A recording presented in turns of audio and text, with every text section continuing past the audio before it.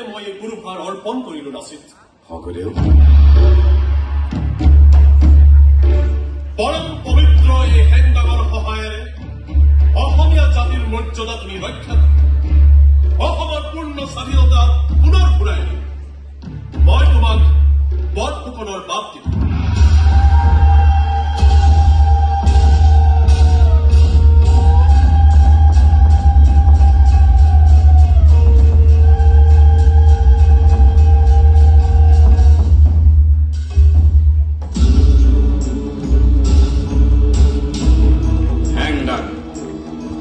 অসমীয়াৰ পবিত্ৰ হেংদাং, বিপদৰ লগৈ হেংদাং, স্বৰ্গদেউৰ আদেশ পালন কৰাত তুমি মোক সহায় কৰিব লাগিব। মোৰ আশা, মোৰ বাসনা, কোনো ৰকম সুখ শান্তিৰ চাত আনন্দ আকৌ মতলীয়া হৈ উঠক, বুঢ়া দুইতে পুনৰ নাচিবলৈ ধৰক। পৰম পবিত্ৰ এই হেংদাং হাতত লৈ দেশৰ নামত, ৰাইজৰ নামত আৰু গোসানীৰ নামত শপত খাইছো স্বৰ্গদেউ, দেহত এটোপাল তেজ থকালৈকে লাচিতৰ মুঠিৰ পৰা এই হেংদাং উলকি নপৰে। হেংদাঙৰ বুকত বিদেশী মোগলৰ ডিঙি চিঙি লুইতৰ বুকুত উঠৈ পৰিব।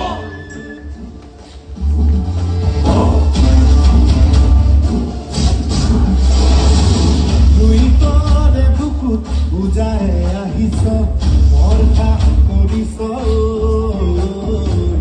আজি খৰাই ঘাট যেনে ধূপ লাচিতে কৈছো মই। দেশ বুলিলেই লাগে দেশ, নাথাকোঁ যদিহে সকলো ভাৱনা কৰিছ, কচু পাতা দিমে গৈ।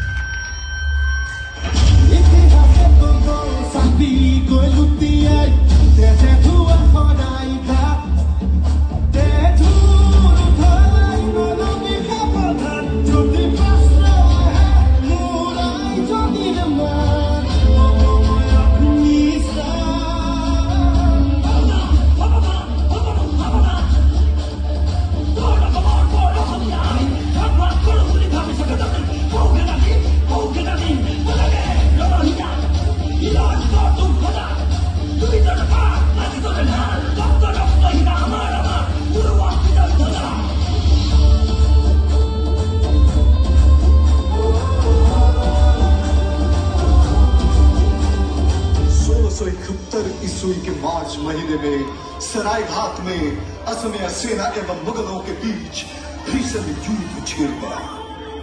इस युद्ध में मुगल का फौज पराजित हुआ। ताबड़तोड़ युद्ध में मुगलों के असम विजय का सपना चकनाचूर होने पर सेना कवि राम सिंह हार स्वीकार करने पर बाढ़ गिर हुआ।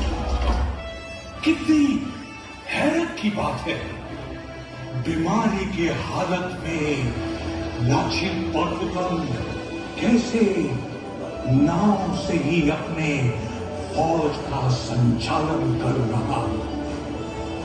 कैसा दूरदर्शी है ये लाचित बरफुकन। जिस देश में लाचित बरफुकन जैसे सेनापति का जन्म हुआ हो, जिस देश में अतोन बुरागोहाई जैसे चतुर राजनीतिज्ञ का जन्म हुआ हो, धन्य है वो देश, धन्य है वो जाति।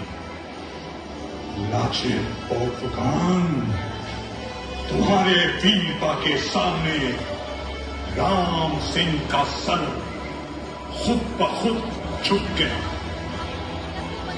मैं हार स्वीकार करता हूं।